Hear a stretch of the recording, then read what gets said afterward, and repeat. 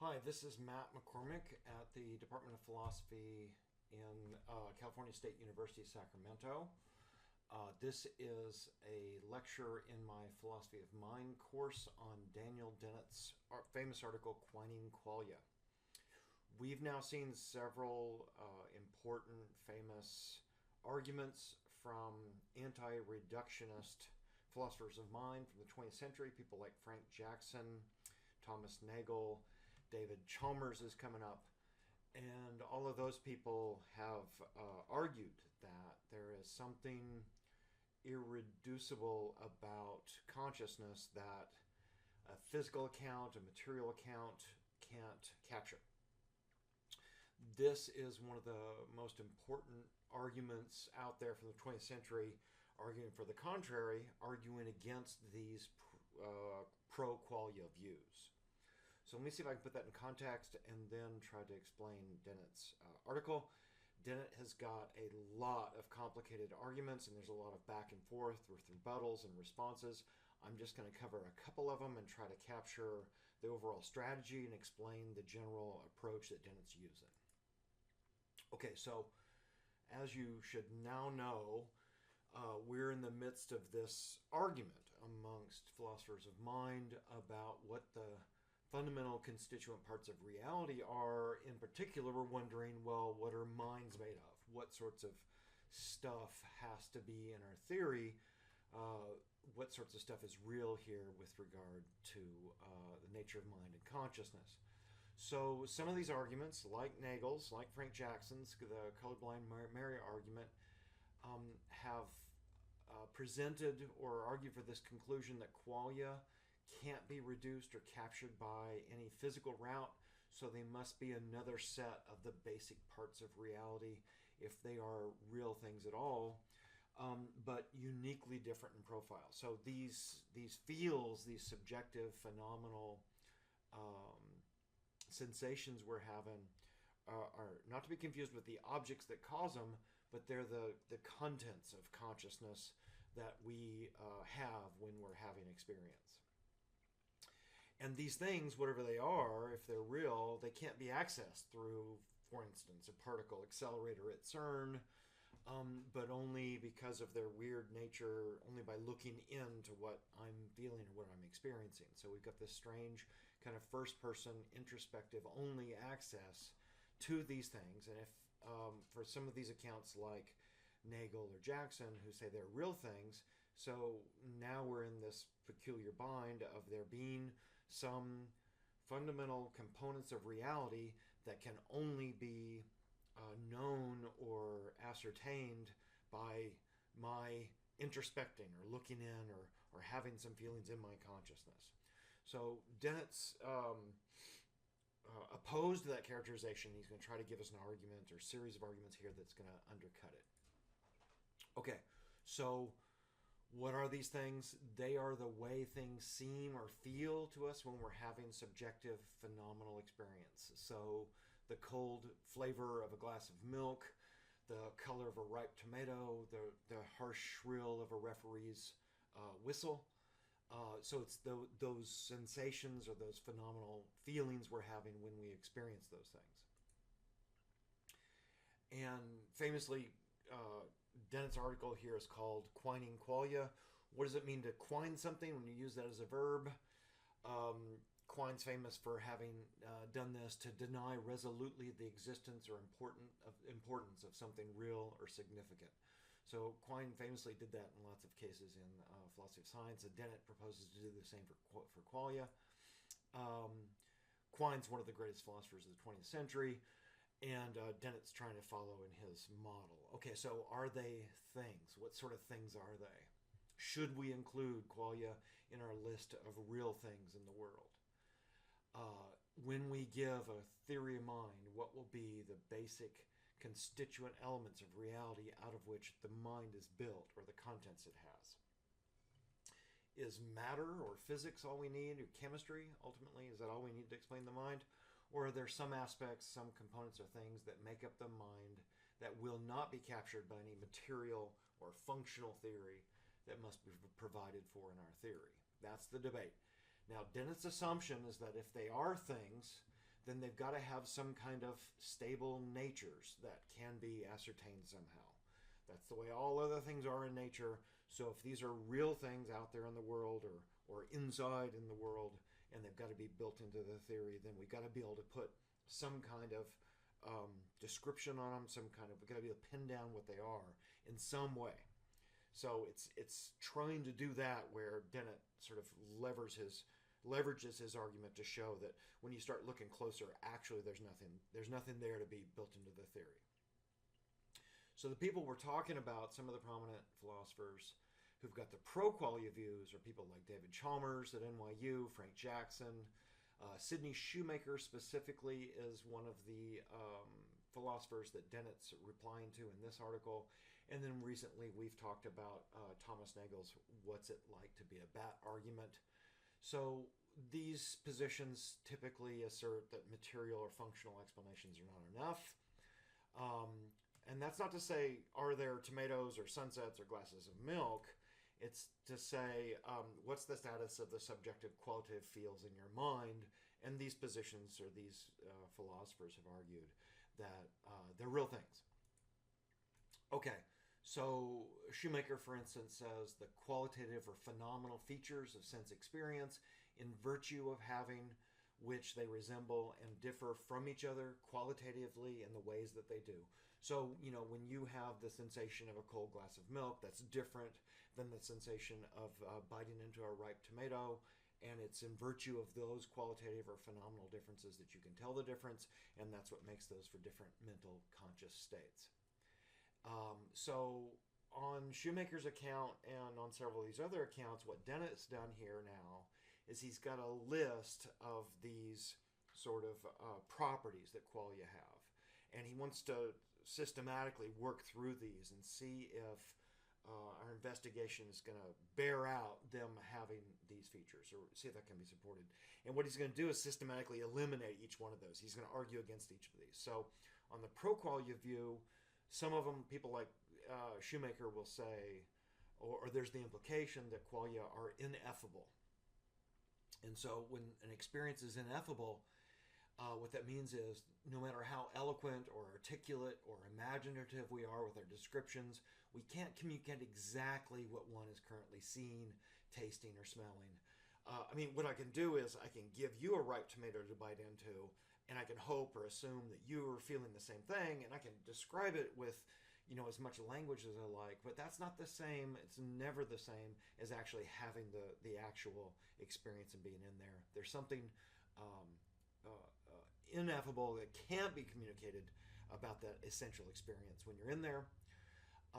Qualia on the pro-Qualia view that Dennett's going to go after are intrinsic. What does that mean?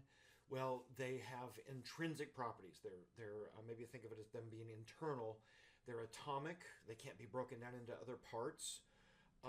They can't be broken up into other more simple components. These are sort of basic constituent components or things that exist in the world. And there's no substitute for having them. They are the basic filling in of the content of one's experience. They are, like at the base level, what colors in the spaces with colors, or what fills in flavor space with flavors in your phenomenal experience. They're private, obviously. They can't be shared. They're only to be accessed by me, by introspecting into my experience. So I can get to them, but nobody else can, at least not directly. And they're directly and immediately apprehensible in consciousness. Okay, so Dennett wants to consider these 4 ways of describing the categories of qualia, and then he's going to devise some clever thought experiments to sort of chisel away and hammer away at whatever ideas were leading us to think all this made sense. So, currently, so far, I'm trying to help out here and sort of give an account whereby, qualia seem that way, or it seems like there really is something to this, and they do have those sorts of features. And what Dennett's going to do now is just dismantle all this till you no longer have your sort of firm handle on that. So be prepared.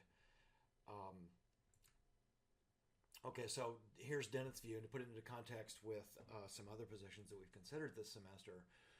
he's going to take that, call that a pre-theoretic intuition that we have about qualia, those list of properties. We said they're ineffable, they're direct and immediately apprehensible, they're homogeneous, they're intrinsic.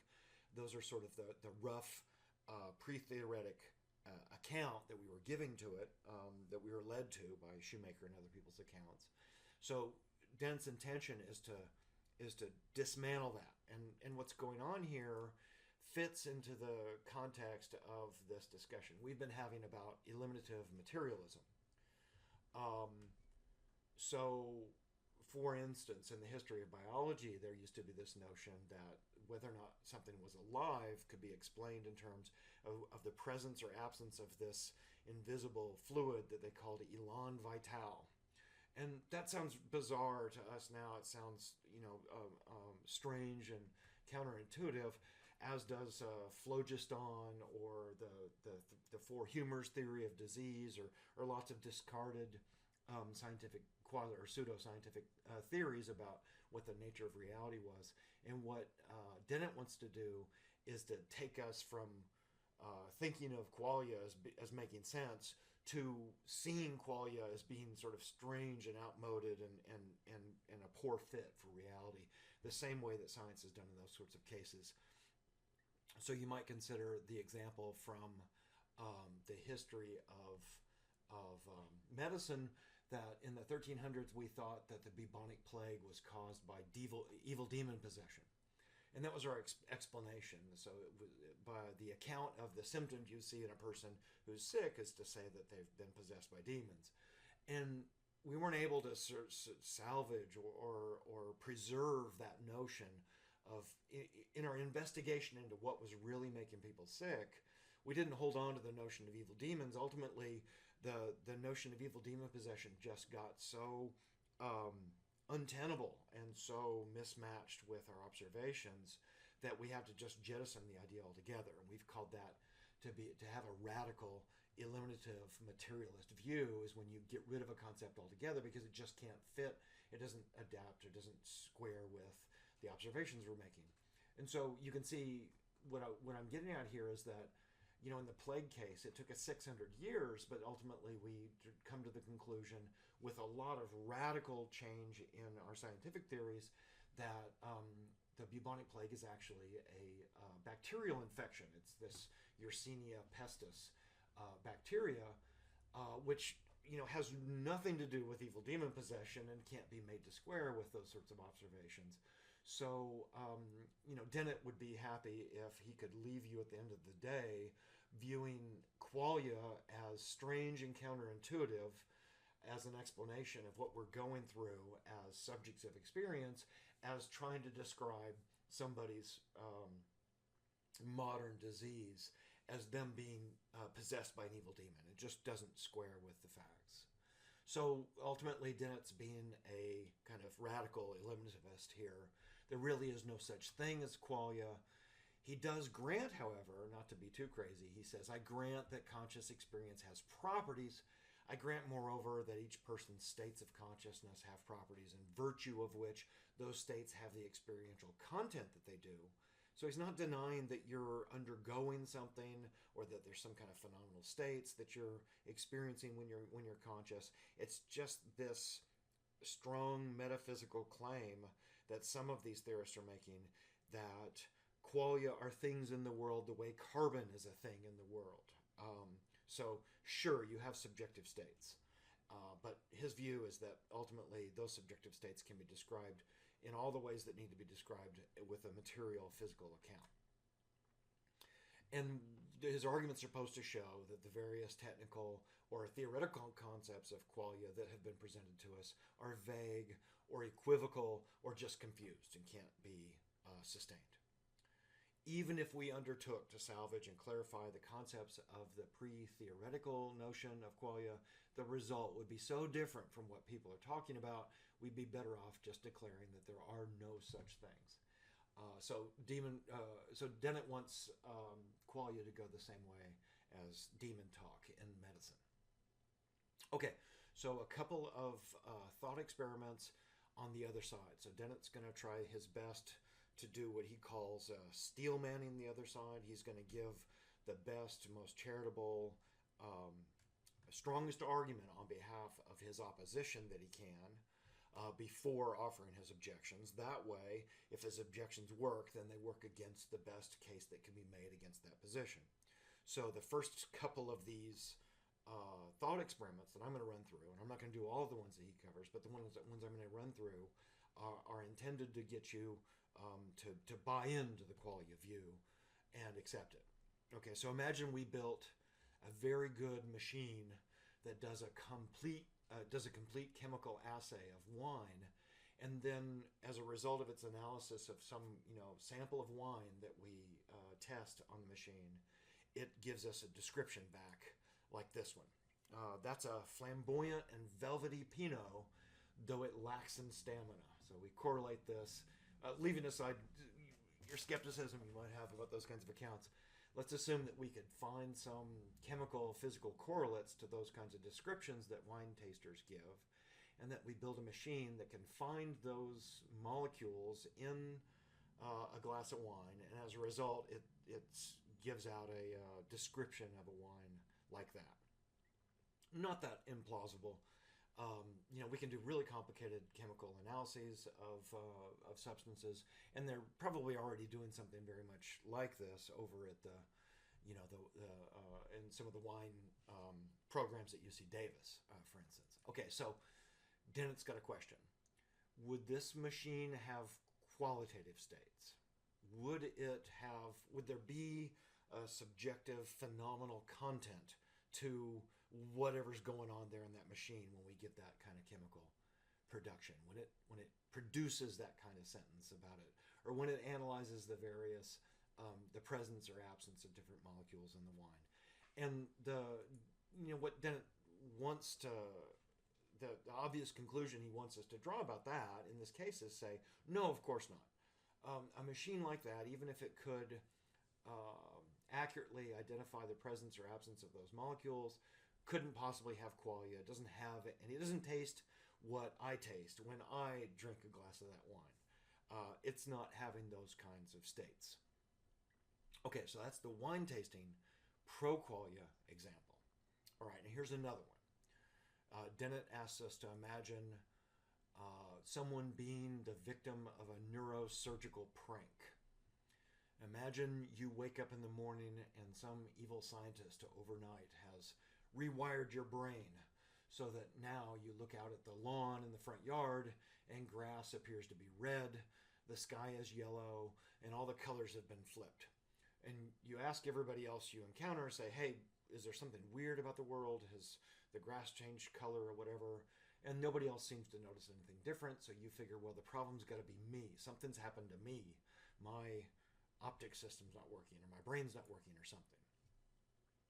So traditionally, when you give these kinds of inverted qualia thought experiment cases, noticing the difference between what you experienced today and what you experienced yesterday entails that there's been a shift in qualia. The way I described that, the way it's presented here in these two pictures, is that what's different about what's happened? Well, what's different is that the objects feel different, phenomenally feel different to you as the subject of this experience.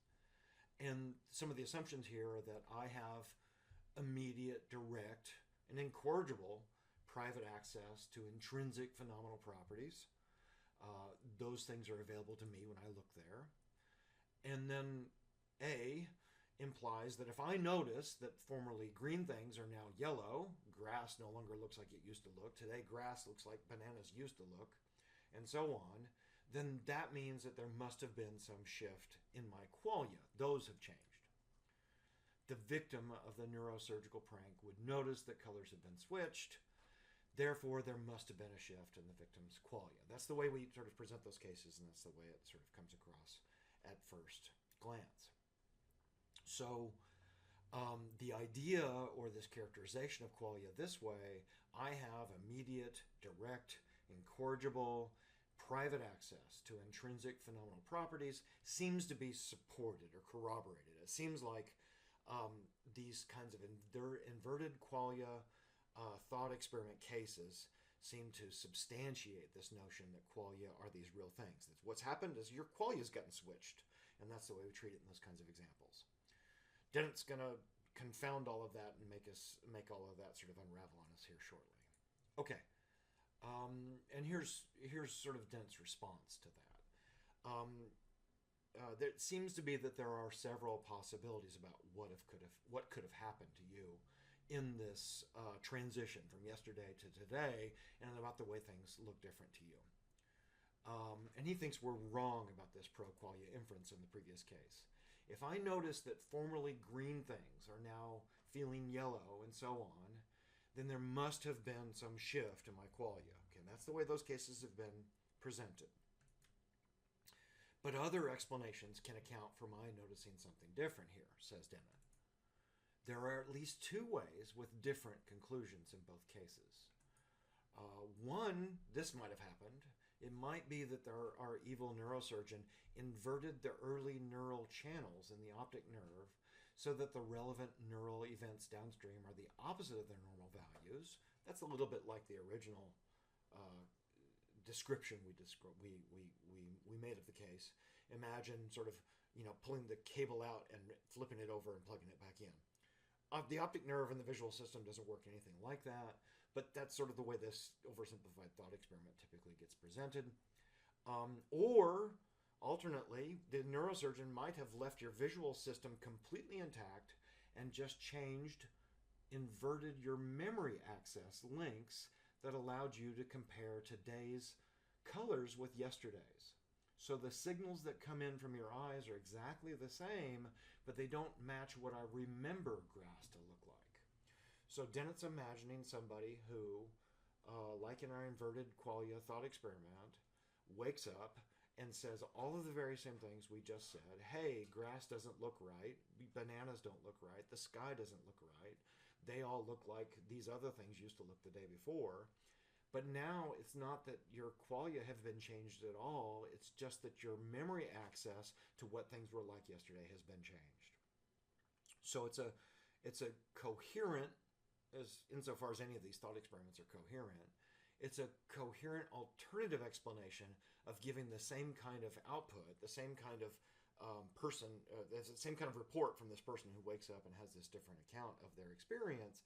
But notice it's been done to this person without touching their visual system at all, without touching anything that might amount to their qualitative system at all. It's just about memory now. It's just about changing your memory. Okay, so what Dennett thinks this, the possibility of having both these explanations for this output, what this shows is that actually qualia aren't these private things that we thought they were. And here's how that works. Since there are at least two ways that this could have happened to me, and I can't tell on my own, if I'm the victim of this neurosurgical prank, I can't just introspect and investigate and know with certainty that my qualia have flipped. From my perspective, it might be that my qualia have shifted. It might be that my memory access has shifted. There's even some other possibilities, but I'm not privy to which one of those things has happened to me. All I know is that things don't seem to feel, from my perspective, the way they felt before. And the only way that I would be able to tell which one of those two things has happened to me is not just by investigating my qualitative states, but I have to actually appeal to some outside help to figure out what's happened.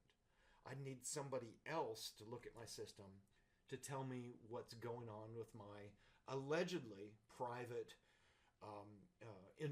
ineffable, intrinsically subjective states. So what Dennett concludes here provisionally is that seems to show that my qualia are not private. I don't have some special privileged, direct, immediate apprehension of something. And notice here that, this is about ontology. This is about getting to the bottom of the question, what sorts of things are real in the world?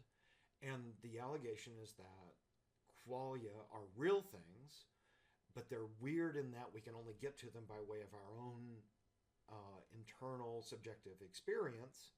So now Dennett is using that channel of access to qualia, taking that seriously, but then arguing, look, you look in and you derive some internal access about what your states are, but it turns out you're none the wiser, or you're not in a special position to be able to inform us about the real natures of what's going on, the real answers about what's going on, which seems to undermine this claim that qualia are real things that have stable, intrinsic, steady natures. They have character. They have properties that can be ascertained, and therefore they need to be incorporated into our accounts of what's real. I'm introspecting in this kind of case, but it doesn't give me the kind of clear, distinct, direct character that the examples seem to show, nor do I seem to have incorrigible access. I don't know what's happened to me. I don't know whether my qualia have been shifted. I don't know whether my memory accesses have been shifted. From my perspective, my allegedly special, unique perspective of being the subject is not informing me about this really crucial aspect about what's going on, but they both give the same output. So it seems to undermine the notion that there's this, that the special channel works to get us to this part of reality. It seems like my qualia have shifted, but they may not have. It may just be my memories that have been, or my memory access that's been flipped. Okay, so there's a whole bunch of arguments here in Dennett. I'm going to focus some here on the Chase and Sanborn coffee argument, because it's useful for us to understand the general approach, and then one or two others, and then we'll leave that as the short list for understanding Dennett's approach. Okay, so he gives the next example here of these two coffee tasters, Chase and Sanborn, and their job is to taste coffee, come in every day, and check it and make sure that it stays constant over the years. So something weird happens today. They both come in, and today Chase says, well, yeah, the coffee that I just tasted, you give me a cup today, and it tastes just like it did 6 years ago. I've got no doubt about that. But my taste or my preferences have changed, and I no longer enjoy that particular flavor. I might have to quit now because I don't like it anymore. The coffee stayed the same, but it's not you, it's me. I've changed. Sanborn, interestingly, says part of the same thing. He says, the coffee's the same, and my tastes have stayed the same, but something's gone wrong with my taste receptors that's making the coffee taste bad. So Sanborn, something's wrong for him too. He tastes the coffee, and he doesn't like it. He figures, well, the coffee's the same. My preferences have stayed exactly the same. It's not like I've suddenly started liking something different. But there's something about my taste receptors, something about my system that's altering or making the coffee taste different than it should. If it only tasted the same way it did when I first started the job, I'd love it if my taste receptors are the same, but I don't. Okay, so you've got two coffee tasters. They are both intimately familiar with this qualia before, and they had preferences about it. But now suddenly on this day they've parted. They've come up with different. They've come to different conclusions about something that's wrong in their systems, and maybe you can see where Dennett's going to take this. Okay, so they both used to like it, and now they dislike it. Where liking some flavor or disliking, it's going to be one of those sort of fundamental qualitative states. Having a feeling of preference or liking the flavors is part of one of these sort of constituent parts of qualia. If qualia or anything, surely preferences or tastes or likes or dislikes is going to be part of it. The coffees stayed the same by hypothesis in these cases. And both of them appeal to their memory to compare coffee today with the way the coffee tasted when they started the job. And the question that Dennett then asks is, could either one of them be wrong? One of them blames his preferences, the other blames his tongue.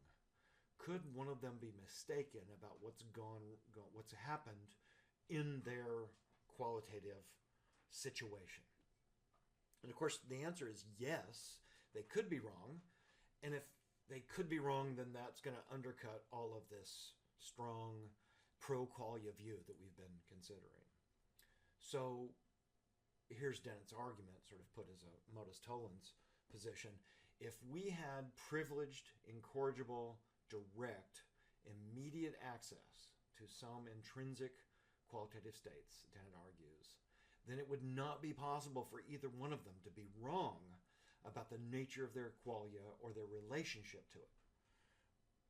Look, if it was this special, privileged, perfect access to these basic parts of reality, then what these guys report about it has got to be the truth.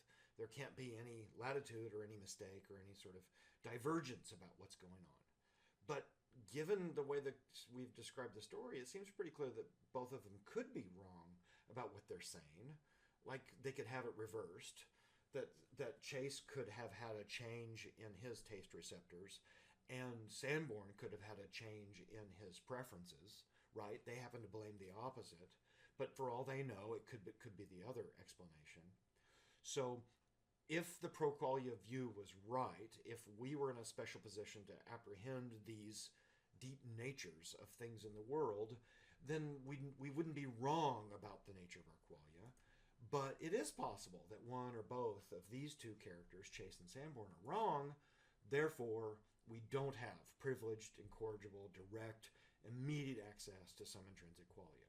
That's the way this thought experiment is supposed to drive Dennett's eliminativist conclusion about the so-called nature of qualia. Okay, so how could they be wrong? Well, what could have happened to Chase? Recall that Chase is the guy who says, the coffee tastes the same, but my tastes or my preferences have changed, and I no longer like that taste. So his preferences have shifted, but the coffee stayed the same. Chase's qualia stayed constant, but his reactions, his aesthetics, his preferences have shifted on him. What could have happened to him is that his preferences shifted, so the way he described it might be right. It might be that he just prefers different things now. Or it might be that Chase is wrong about his qualitative states staying constant, and they might have shifted slowly and imperceptibly over time. For all Chase knows, it might be that the sensations he's having have been moving, and that they've very slowly been shifting day by day by day, and now he's gotten to the point where he's crossed this threshold, and he says, I don't like that anymore. And it might be that something else is happening besides, his report about his preferences has shifted. It might be that his preferences stayed the same, but the sensations or the qualitative states he's having themselves have been slowly moving underneath him without his awareness. Or maybe some combination of both of these things has happened to him. So Dennett's point is, here's three possible explanations for what happened to Chase. One of them fits in with what Chase says happened to him, but the other two are not things that occurred to Chase. And actually, the other two are ones that would be invisible to Chase, that were B happening to Chase or C happening to Chase, it would look just like A was happening to Chase. That is, his report is insensitive to all of these possibilities. But that can't be right, according to Dennett, if qualia really are these direct, private, incorrigible, immediate things. If they were, then Chase could simply introspect and infallibly report what happened. But there isn't an infallible report here. There's all these different sort of subtle, hidden or invisible possibilities that could be going on with Chase. So the qualia case seems to be undermined. From his perspective, the differences between A, B, and C are undetectable. So it seems to undermine this notion is that we've got a special access of detection of qualia by way of introspection. Okay, same thing for Sanborn. Sanborn said that his tastes have stayed the same and the coffee is the same, but his taste receptors have gone wrong. Several different things could have happened to him. He might be right. It might be that Sanborn's standards have shifted without his awareness. Maybe he's misremembering the past. Think about cases where you go back to your elementary school and you see your second grade class, and now you can't believe how small it all is, right? At the time it looked really big, now it's really small. Maybe something like that's happening to Sanborn, so that he's not really aware of it, and his his standards about what he prefers, or his standards about what the coffee was before have shifted without his knowing what's happened. Or maybe Sanborn's had some combination of A and B happen to him. And again, the point is that since there are so many possible explanations for both of them, we can't simply trust that what they say has happened to them just because they say it. They don't have this kind of special privileged access. That is, since there's many possibilities and it wouldn't be clear to them from their perspective what's happened, we have to jettison the claim that qualia are incorrigibly introspective and private. Okay, so you can see that Dennett is chiseling away here at these sort of these pro-qualia thought experiments that seem to make us think that there really was something there. And the result here is going to be that you start losing your handle on that, and it stops being this sort of clearly demarcated, clearly defined phenomena that you thought you were looking at when this whole debacle started. Okay, so the overall strategy here for Dennett is to say, look, if qualia are things, and if they need to be incorporated into our ontology or our account of what things are real, then we would expect them to have a certain kind of stable nature, identifiable properties. We'd expect them to be ineffable, intrinsic, private, atomic, and directly and immediately, incorrigibly accessed in consciousness. And he's drawing that from all of these authors that we've been talking about, Chalmers, Nagel, Jackson, and Shoemaker. So, they're the ones who are pushing this view, and if they really have those natures, then we'd expect them to have all of that. But what Dennett's arguing now is that these thought experiments show that they don't appear to be ineffable, intrinsic, private, or any of the above. So therefore, they're not really things that have to be incorporated into our ontology. And then pointing out that some physical or reductive account doesn't fully address them no longer becomes a liability for reductionist accounts. Nagel has argued that until a physicalist account can give us a full analysis of this aspect of consciousness, they're going to be irretrievably incomplete. But Dennett's going, look, there's not really a thing there that you think that needs to be included. So there's no failing on the physical account when it doesn't account for it, any more than biology doesn't fail when it doesn't explain elan vital, or astronomy doesn't fail when it doesn't give a full accounting of phlogiston, which is a theory about I'm confusing my cases. Ether used to be the theory in astronomy, or sort of early natural science, about what the stuff was in which the planets and stars orbited and that filled up space. Modern astronomy is not failing because it in virtue of its failing to give a account of the ether. Because the ether is not a real thing. In the same way that modern medicine or viral theory of disease is not failing because it hasn't explained demons adequately. Okay, so Dennett's preliminary conclusions, and I apologize for so much text here, but there's some very nice clear expressions of what he's getting at. But then qualia, Dennett says, must lose one of their so-called essential second-order properties.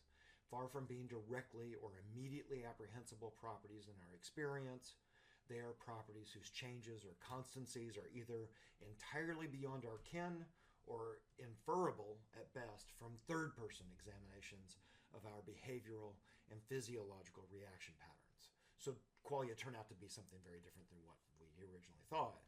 These internal experiences are not qualia for the simple reason that one's epistemic relation to them is exactly the same as one's epistemic relation to such external but readily, if fallibly, detectable properties as room temperature or weight. The idea that one should consult an outside expert and perform elaborate behavioral tests on oneself in order to confirm what qualia one had surely takes us too far away from our original idea of qualia as properties with which we have a particularly intimate acquaintance. So private mental contents actually need an external judge to figure out what's going on. Our position with regards to them is just like our position regarding other external fallible properties, we've got to go outside to find out what they are, just as much as we do with everything else, despite what it feels like. If they are anything at all, they are third-person, public, intersubjectively verifiable phenomena. Okay, one more example. Bennett gives the case of the experienced beer drinker. So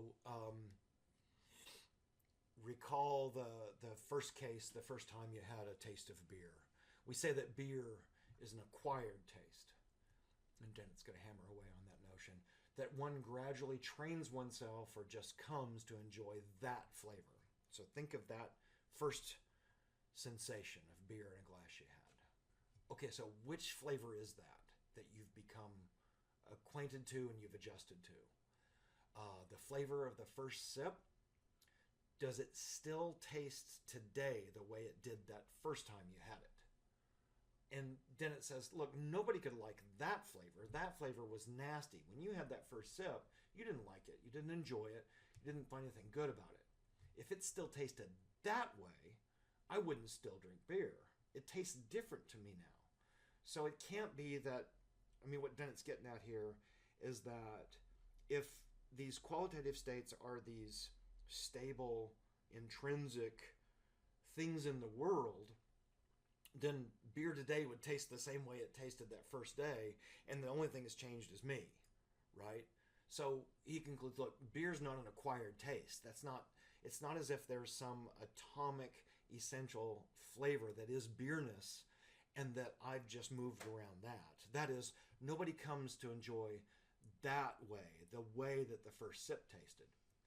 More beer leads them to experience a taste that they enjoy, but precisely their enjoying the taste guarantees that it's not the taste that they first experienced, because that one was unenjoyable. You didn't like that one at all. So his conclusion is that the tastes are relational to external factors. They're not intrinsic. They have no unadulterated, homogeneous feel in and of themselves. So there's a kind of growth that happens, that unfolds, that beer tastes a particular way, and your system, as you have more and more of it, and you acquire, the acquiring a taste for it actually amounts to it's coming to taste different to you. But if it's coming to taste different to you subjectively over time, then there's not some target here that we can isolate and say, that's the thing that's got to be incorporated into a theory of mind about what natures are real out there. Because the target keeps moving on us, because it's relational. It depends on where you are in this process, right? You have your first taste of beer at, say, 16. You think it tastes awful. By the time you're 20 or 30, you now taste beer and you like it. That's been in a constant, what you're enduring or what you're experiencing during that cycle has shifted, and it's actually has a different content to it. Dense appeal here is to your memory, right? That it tasted, you should remember that it tasted very different to you then. The taste is always a complicated combination of the experience with the observer that's having it and the state of their body, their history, their memory, and so on. Okay, so what Dennett's going after here is this notion of intrinsic qualities. What does intrinsic mean in these pro-Qualia arguments? Well, an intrinsic property is not relational. That is, the property is internal or intrinsic to the thing. The property is what it is, independent of what any observer thinks or believes. So it's not shifting or relational. It doesn't depend on their observer. It's unchanging, or it's uniform, or it's homogeneous. It's existing, there in and of itself. It can't be broken down into smaller parts or properties. That's what Dennett's got in mind, or that's the best he can make of this notion of intrinsic. And it's objective, in a weird sense of objective now, in that it retains its features independent of other facts. Like this essential beerness, or maybe it's not just beerness, but maybe it's that you break down the beer flavors to their most basic constituent parts, and a pro-Qualia position's got to say, okay, those are like the periodic table of qualitative states. Those are the fundamental units out of which all these other experiences are built, and they're the basic units. Qualia positions seem to imply that there's two things. There's that intrinsic flavor, and two, there's your dispositions or your attitudes towards that flavor. Okay, does that hold up? If qualia have intrinsic properties, then the flavor is a kind of fixed point around which our attitudes adapt as our preferences change. It turns out that doesn't make sense when we start to press on it and start to sort of investigate. Think of it this way. So look, if qualia were really intrinsic, if they were fixed natures, then learning to like beer would amount to this kind of process. First, you taste the intrinsic, unchanging, essential beer qualia for the first time, or its basic component parts. And at that time, you have this dispositional attitude. You dislike that.